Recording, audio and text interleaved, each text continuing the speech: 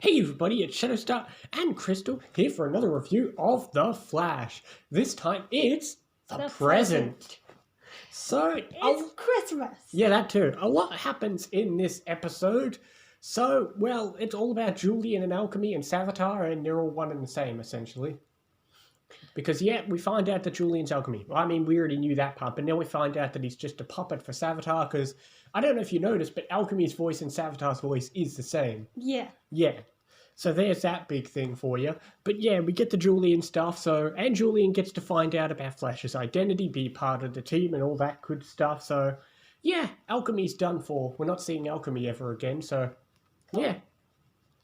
But like you said, we get some fun scenes because it's Christmas. So, you get a lot of fun scenes with Christmas at the beginning and the end with like HR and Wally. Yeah, we got to get HR on eggnog. Yeah, that too.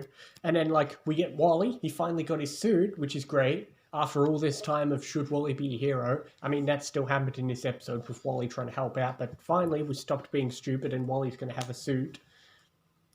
And speaking of things, Barry's got his old job back, which is great because he'll need a job if he's going to be having an apartment.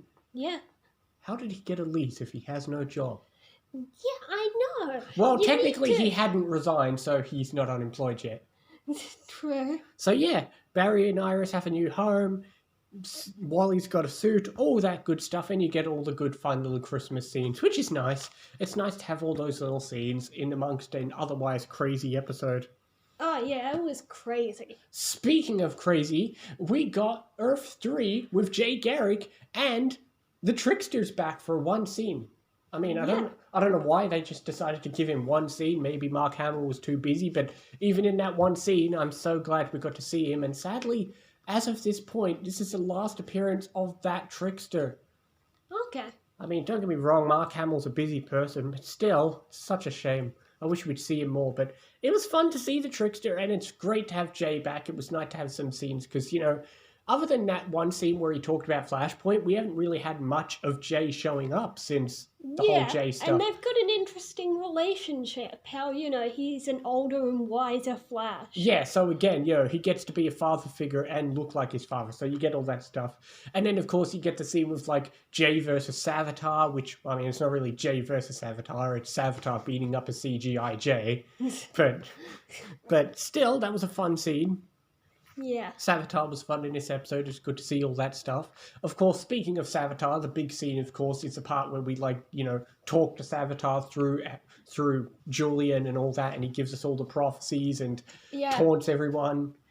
There are a few, things I'm wondering about Savitar's plan, but I can't actually ask them right now without mentioning It's really him. fun. It is really fun to go, watch reactions or discussions of people who don't know what's going on with Savitar and to see where it's going. Because, the way they talk, it must get you so excited. But, unfortunately, I always knew what was going to happen with Savitar, but we'll worry about that when we get to it. And it's not to say Savitar's bad, but we'll see. We'll get to that. Yeah. But, still, it was a fun scene, and it does still have a lot of foreshadowing, and, everything with Savitar is kind of... Oh, well, speaking of foreshadowing, we got a straight-up prophecy. Yeah. One will betray, one will fall, one will suffer a fate worse than death. Yeah, it's like I said, a lot of things with Savitar are often very double-layered, which I like. That's the one thing I do like about Season 3 is it does have a lot of rewatch value because there's a lot of scenes or lines which really take on different meanings once you know the full scope of the season, which, of course, you have to talk about the best scene in the episode that everyone wants to play on repeat. It's the scene of Iris dying. Iris is going to die, guys. Isn't this great? Yay. Iris is going to die. Savitar's going to kill her. It's kind of like in Season 4 where we got teased that somebody was going to be in the grave, although we weren't being told who was in the grave. Yeah.